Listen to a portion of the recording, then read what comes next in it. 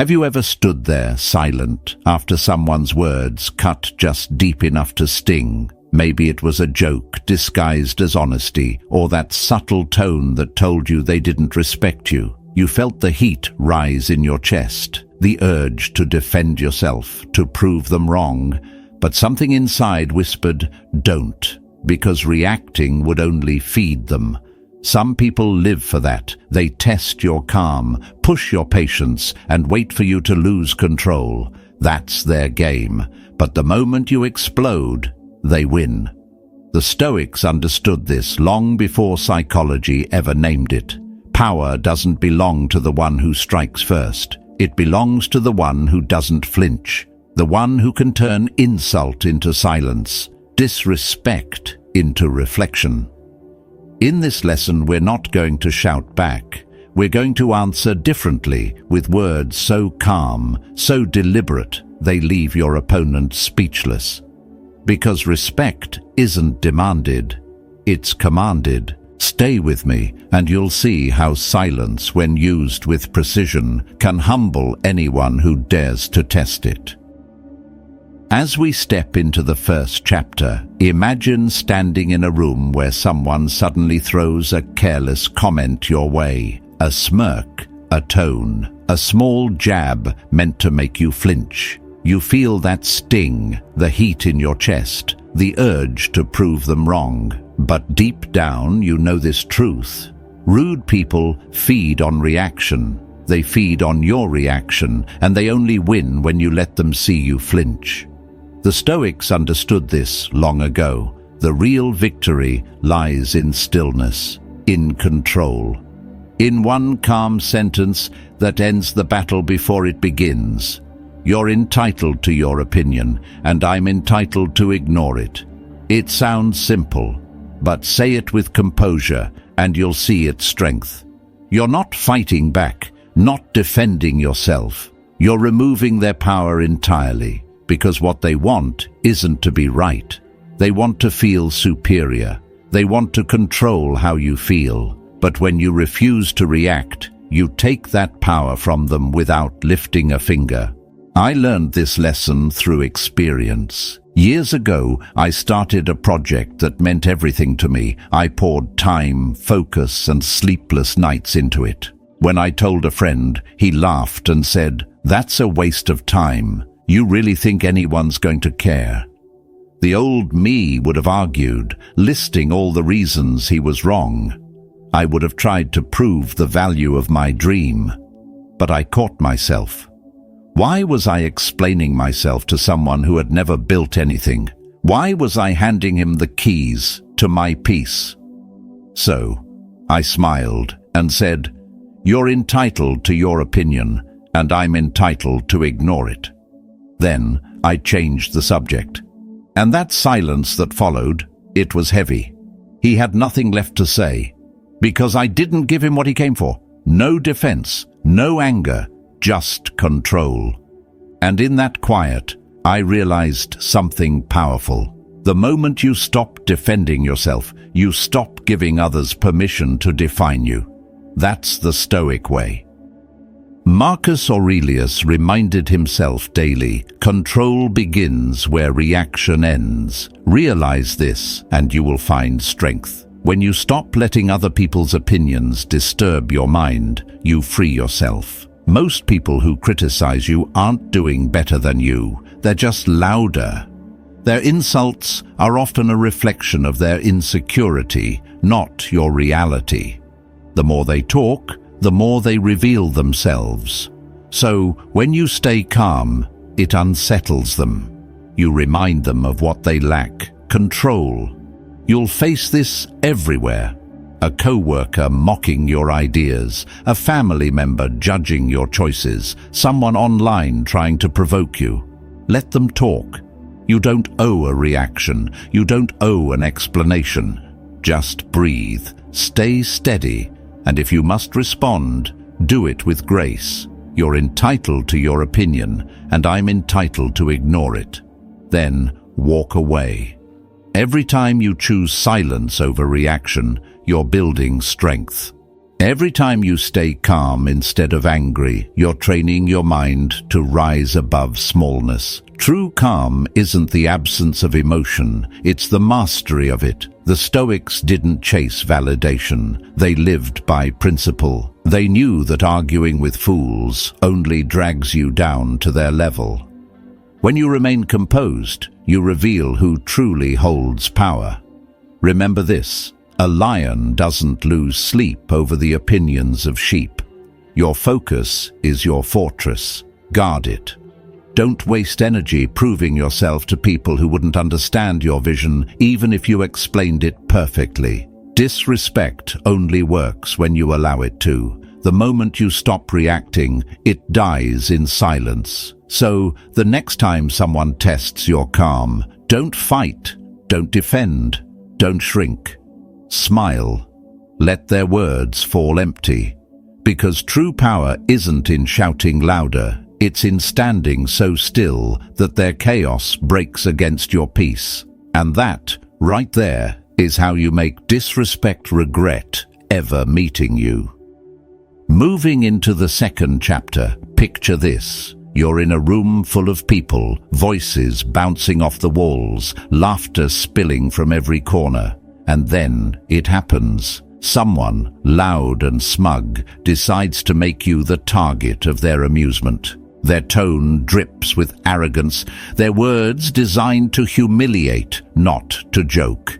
Everyone laughs, not because it's funny, but because it's loud. And in that moment, the air thickens with something unspoken, a test.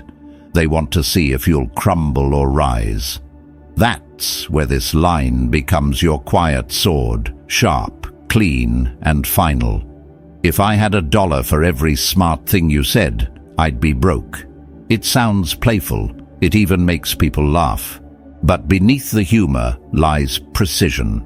You're not insulting them, you're reflecting their emptiness back at them. It's a mirror, one that forces them to see the truth they've been hiding from. People who thrive on mockery usually have nothing valuable to say. They mistake sarcasm for intelligence and volume for dominance. But when you drop this line calmly with poise, the balance shifts. Their laughter dies, the mask slips, and they're left standing in silence, realizing that for once their words have met something stronger: composure. I remember the day I learned this. Back in school, there was a classmate. Let's call him Ryan. He wasn't particularly clever, funny, or successful, but he carried himself like he was. His confidence wasn't born from knowledge, it was born from noise. His talent was humiliation, making others feel small so he could feel big. One afternoon, we were in a group discussion. I was explaining something simple, nothing grand. But halfway through, Ryan interrupted, smirking. "Oh yeah, because you're such a genius, right?" His tone was soaked in arrogance, and as the others laughed, I could feel the room tilt. In moments like that, you have two choices: play their game or end it. So I smiled, looked at him, steady, unbothered, and said, "Ryan, if I had $1 for every smart thing you said, I'd be broke." Silence. Someone choked on their drink. Another whispered, "Oh, damn." And Ryan just sat there, shifting in his seat, looking for a comeback that never came. That's when I understood. Loud people aren't always strong, and confidence without substance collapses the moment it's confronted with calm truth. Epictetus once said, "Any person capable of angering you becomes your master." The same is true for mockery. The one who makes you react controls you. But when you respond with serenity, you remind the world who's really in charge. This line works because it doesn't attack, it reveals. You're not calling anyone stupid. You're exposing that they've contributed nothing of value. It turns their own weapon back on them, not through aggression, but through elegance. And that's the beauty of Stoic power. It's quiet, but it echoes. People who mock others usually wear masks made of insecurity. They think their sarcasm makes them sharp, when in truth, it's a shield for weakness. They ridicule because it's easier than creating, easier than thinking deeply, easier than being kind. And when you meet that kind of person with composure, you don't just disarm them, you dissolve them. So the next time someone interrupts you with that smug grin, pause. Don't rush to defend your point. Don't let them steal your focus. Smile. Deliver your line with calm certainty. If I had $1 for every smart thing you said, I'd be broke. And then move on. Because the true strike isn't in the words, it's in your tone, your timing, your unshakable stillness. This kind of confidence doesn't come from arrogance. It comes from understanding that you don't need to shout to be heard, that you don't need to fight to win. In a world obsessed with noise, the person who can stay silent until the perfect moment speaks volumes. Seneca once wrote, "The greatest remedy for anger is delay. When you delay reaction, you create clarity, and clarity always conquers chaos. In restraint, you find armor. In patience, you sharpen the mind." So, when the loud ones try to drown you out, don't match their volume, match their emptiness with calm. Let your words slice clean through their performance. Because that's what this line is, a performance ender. A reminder that respect isn't claimed through arrogance, it's earned through presence. And once you've mastered this, you'll see a deeper truth. Every moment of disrespect is an invitation to rise, to refine, to respond with elegance. Because when you control the room without raising your voice, you've already won. As we move forward, remember this: wisdom doesn't always roar. Sometimes it whispers through a calm smile that says more than 1,000 arguments ever could. Advancing to the third chapter, imagine walking into a conversation where the air already feels heavy. You haven't said a word, yet someone's ready to challenge you, not because they disagree, but because they need control. They interrupt, they mock, they twist every sentence into a contest. You try to stay calm, but they feed on chaos.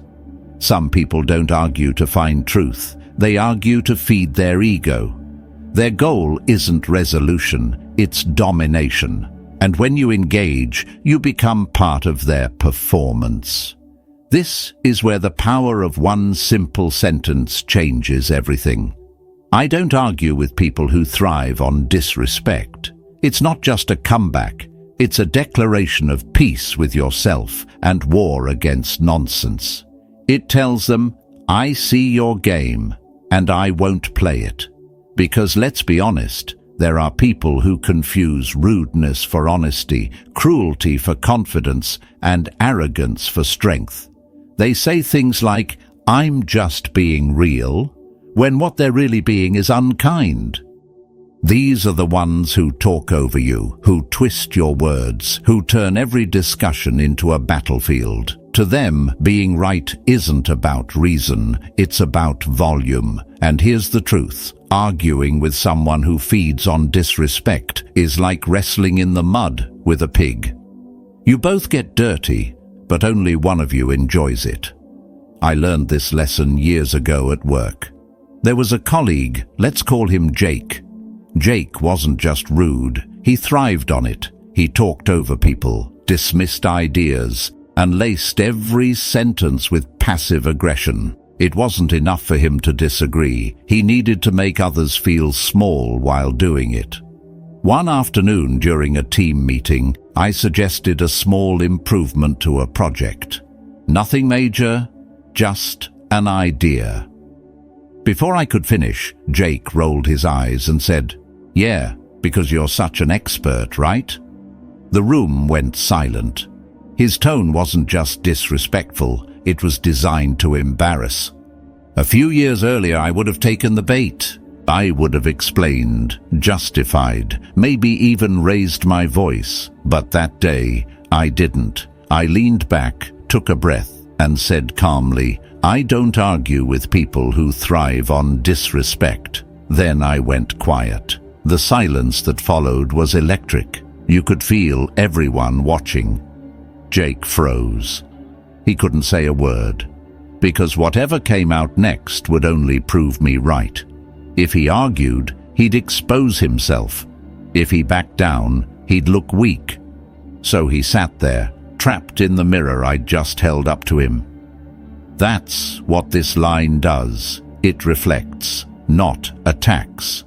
You're not calling them names, you're describing their behavior. And when truth is spoken calmly, it hits harder than any insult ever could. From that day on, Jake never tried it again. Not because I intimidated him, but because I refused to be his entertainment.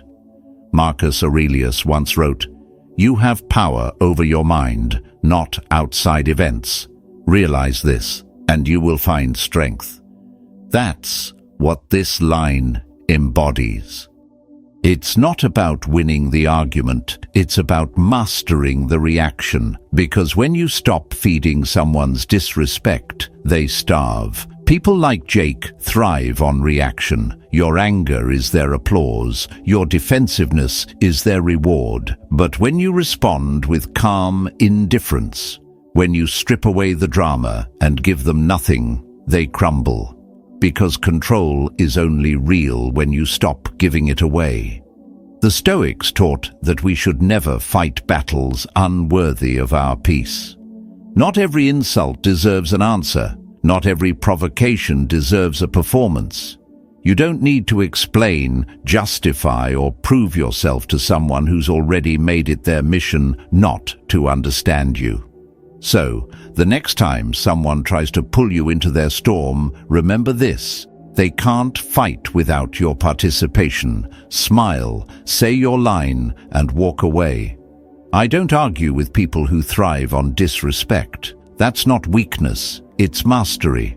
Because here's the quiet secret of power. It's not about control over others. It's about control over yourself. The calm person in the room always has the advantage. When you stay composed, their chaos becomes their own prison, and as you walk away, you'll notice something profound.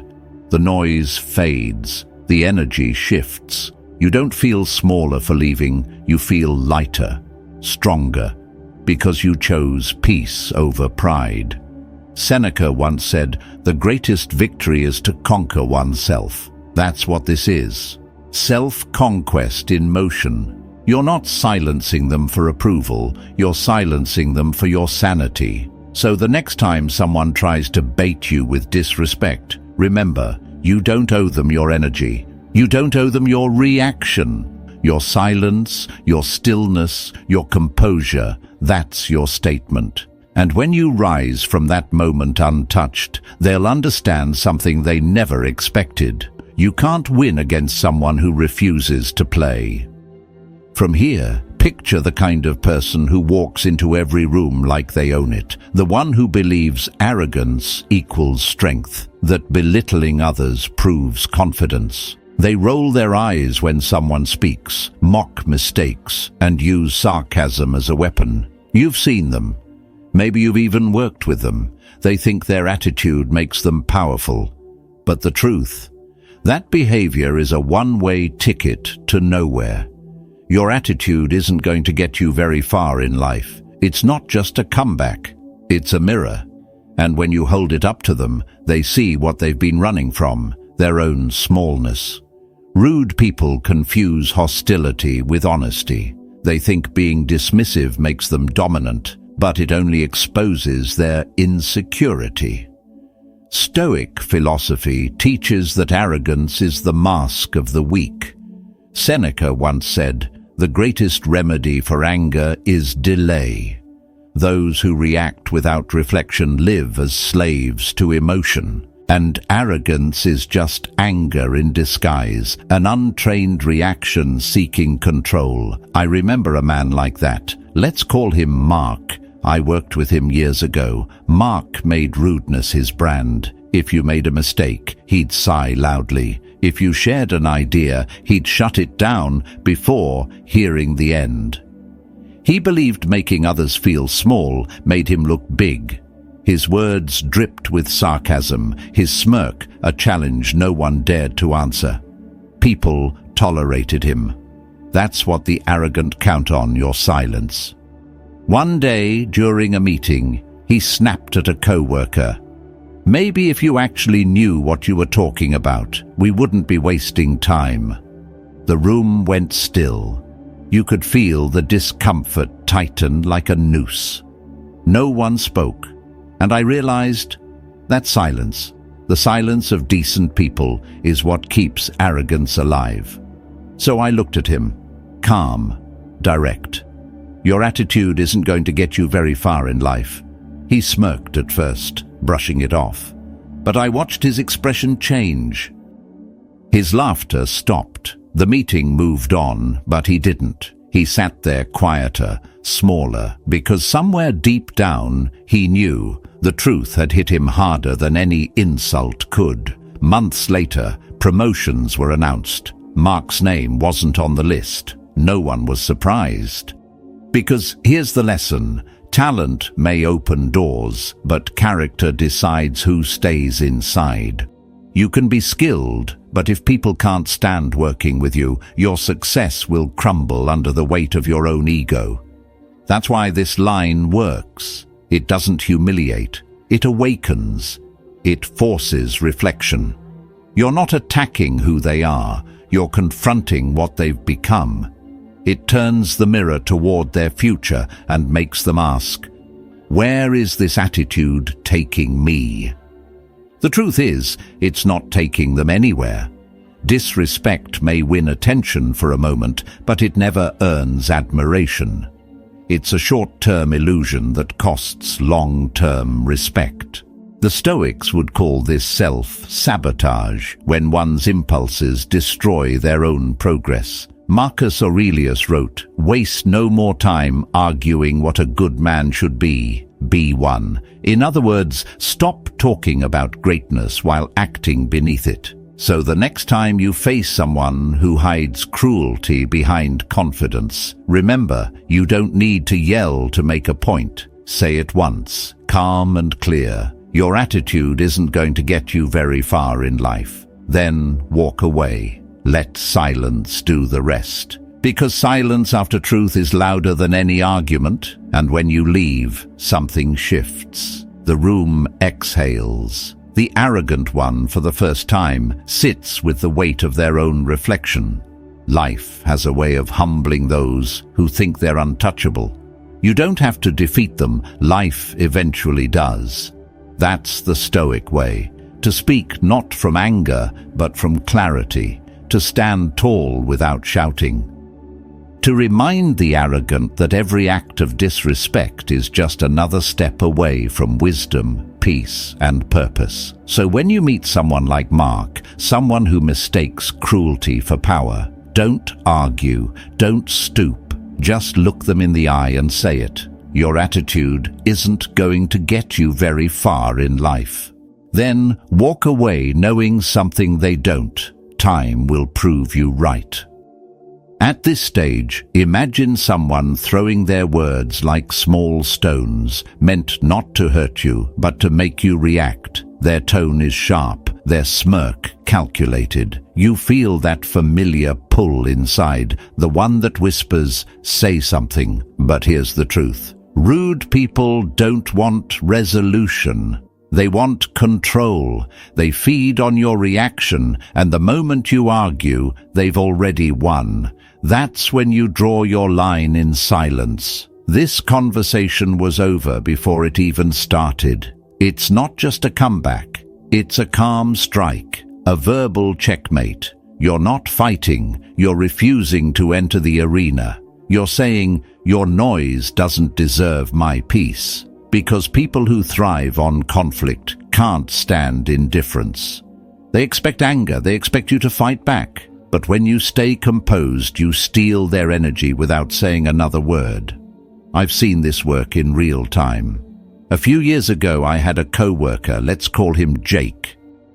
He was the kind of man who could find a problem in anything, always criticizing, always condescending, never contributing. During one meeting, I shared an idea for improving a process. Before I could finish, Jake smirked and said, "Yeah, or we could just do it the right way instead." The room froze. He wanted a fight, the kind that would make him feel powerful. But that day, I didn't give it to him. I looked at him calmly and said, "This conversation was over before it even started." Then I turned back to my work. For once his words echoed back at him, and nothing returned. He wanted a reaction. He got stillness. He tried to say something, but there was nothing left to say. Because when you refuse to engage, the fight ends before it begins. And that's exactly why this line works. It turns their attempt at control into proof of their weakness. Marcus Aurelius once wrote, "You have power over your mind, not outside events." The Stoics believed that our strength lies in our response, not in the noise around us. When you stop defending yourself, you start defining yourself. Calmness becomes your armor. Silence becomes your weapon. Not every battle is worth your peace. Not every insult deserves your energy. The moment you argue with someone who thrives on disrespect, you descend to their level. But when you choose calm withdrawal, you rise above it. You remind them, without saying it, that their opinion is irrelevant. So when someone tries to bait you into an argument, pause. Don't fight. Don't explain. Don't give them the gift of your reaction. Say it once, steady and certain. This conversation was over before it even started. Then walk away. Because when you refuse to engage, you don't just win the moment, you master it. Entering this next chapter, imagine someone throwing words at you, not to communicate, but to control. They don't want understanding, they want reaction. Their comments aren't advice, they're daggers wrapped in sarcasm. And most of the time, they're not even thinking deeply about what they say. They just want to feel important for a moment. But here's where you take their power away, with a calm, almost casual strike. "Thanks for your input. I'll be sure to forget it immediately." It sounds light, almost humorous, but it's devastating. Because behind that calm tone lies one clear message. Your opinion has no value here. It acknowledges their attempt just enough to dismiss it completely. You're not defending, not attacking, just erasing. And that erasure hurts more than any insult could. People who disrespect you want to live rent-free in your head. They want their words to echo after the conversation is over. They want you to replay what they said, doubt yourself, shrink a little inside. But when you say this line, you make it clear that their words won't last a second in your mind. You're telling them you just wasted your breath. That realization hits harder than anger. Because they expected emotion, not indifference. They came looking for a fight and instead met someone who doesn't care enough to remember them. That silence after your response, that's them realizing they don't matter. I've used this in real life, and it's remarkable how quickly it flips the room. Imagine this, you're at work, presenting an idea. There's always one person, the self-appointed critic, who loves to shoot things down. You explain your concept, and they smirk, saying, "Interesting, but let's leave the serious ideas to the experts." Normally, you'd feel that sting and start defending yourself. But not this time. You look at them calmly and say, "Thanks for your input. I'll be sure to forget it immediately." Then you continue speaking as if they never said a word. The energy in the room shifts. They look foolish, exposed, irrelevant. Because nothing makes a rude person feel smaller than being treated as unimportant. This is what emotional mastery looks like, grace without effort. Marcus Aurelius said, "The best revenge is not to be like your enemy." And that's exactly what this line does. It breaks their pattern. Instead of reacting to their negativity, you respond with detachment. You're not feeding their ego. You're starving it. This approach works everywhere. When a family member mocks your choices, say it lightly and move on. When a friend hides criticism behind humor, smile and erase it. When a stranger online throws an insult, reply, "Thanks for your input. I'll forget it in 3 seconds." Then live up to that promise. Because the moment you stop carrying their words, you reclaim your peace. You're teaching your mind to filter noise, to separate what deserves energy from what doesn't. And every time you do, you become harder to shake, harder to offend, harder to control. Seneca once wrote, "He who angers you conquers you, but when you can laugh, stay calm, and forget the insult before it lands, you conquer them instead."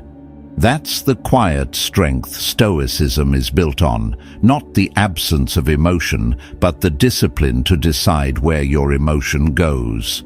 So the next time someone tries to drag you into their chaos, don't fight. Don't defend. Don't even remember. Smile, breathe, and say, "Thanks for your input. I'll be sure to forget it immediately." Peace isn't passive. It's the art of choosing what deserves a reaction. It's about mastery. And when you can forget an insult before it touches you, that's when you've truly won. Entering this final chapter, imagine being face to face with someone who seems addicted to conflict. You can feel it before they even speak, the tension, the arrogance, the need to provoke. They interrupt, mock, and twist words into weapons just to pull you into their storm. They don't seek truth or understanding. They seek control. Every rude comment is a test to see if they can shake you. But here's the truth. The person who needs to humiliate others to feel powerful has already lost control of themselves. That's why this line cuts deeper than any insult. You seem really dedicated to making a fool of yourself. It's calm, sharp, effortless. You don't yell, you don't explain, you simply hand them a mirror. Because when someone thrives on disrespect, what they fear most is self-awareness. And this line exposes it. It flips the energy instantly. The moment you say it, they go from aggressor to performer, realizing they've been the joke all along. You're not attacking, you're describing. And truth, spoken with composure, wounds louder than anger ever could. Rude people thrive on reaction. They need your attention like fire needs air. They want to see you frustrated, defensive, or angry, because your reaction validates their illusion of power. But when you respond with poise, when you acknowledge them just long enough to dismiss them, you starve that illusion. They lose oxygen. They lose control. Marcus Aurelius once said, "The best revenge is to be unlike your enemy." The Stoics understood that control is not about dominating others, it's about mastering yourself. That's what this line does. It protects your peace without lowering your dignity. I once watched this principle unfold in a meeting. A loud co-worker, always sarcastic, always right, mocked someone mid-presentation, trying to look clever. The room went silent. Everyone froze. The presenter didn't argue, didn't flinch. She just looked at him and said calmly, "You seem really dedicated to making a fool of yourself." Then she continued speaking. The silence that followed was electric. No one laughed. No one moved. The man who thought he owned the room was suddenly exposed, his power stripped by 5 quiet words. And that's the beauty of this response. It doesn't humiliate, it reveals. Because arrogance only thrives in the dark. Bring it into the light, and it withers. Seneca wrote, "He who angers you conquers you." When you stay calm, you flip that truth. You become the conqueror. Rude people expect chaos. They feed on emotional energy. But indifference is the one force they can't absorb. The calmer you are, the louder their foolishness becomes. This line works anywhere. At work, when a colleague tries to belittle your ideas, pause, look at them, and say it softly. With family, when someone hides bitterness behind advice, smile and say it lightly. When a friend throws passive-aggressive insults, laugh and say, "You seem really dedicated to making a fool of yourself." Then move on. Even online, when a stranger tries to bait you, type it once and log off. Because you don't need to fight fire, you just need to remove the fuel. The psychology is simple. People who disrespect others believe they're winning. They think control is taken, not earned. But when you refuse to play, you show them what real power looks like: self-command. They can only manipulate you if you care. The moment you stop caring, they lose every weapon they thought they had. And what happens next is subtle but profound. You walk away lighter, untouched. They sit with the echo of your calmness, realizing their behavior didn't land. You didn't absorb it, you reflected it. That realization burns quietly, because truth always does. When you call someone out without emotion, you don't just disarm them, you educate them.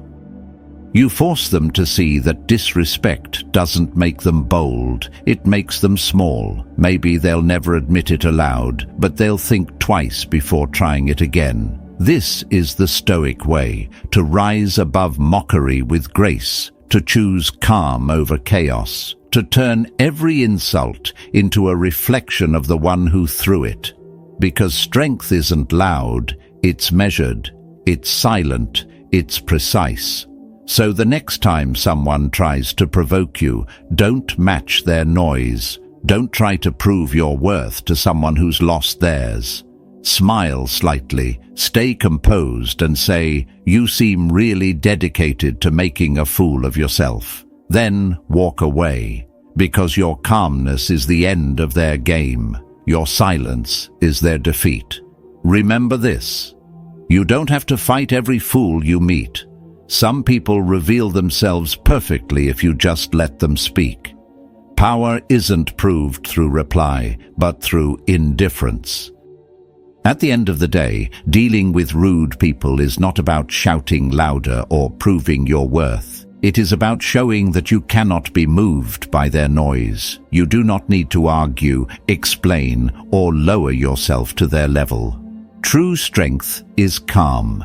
When you stay composed, respond with clarity, and walk away with peace intact, you reveal a power that silence protects. Disrespect only survives when you feed it with reaction. The moment you stop responding, it fades away. The Stoics taught that no one can disturb your peace unless you allow it. When you master your emotions, you master the moment. Let your calm be your armor, and your silence your quiet victory. The one who stays steady always wins, not by fighting, but by refusal to lose control. So when someone disrespects you, breathe and remember your worth. You owe no one a reaction. You owe yourself peace. Comment, choose calm below, and subscribe for more Stoic lessons on strength and emotional mastery. Stay grounded, stay wise, and keep your peace unshaken.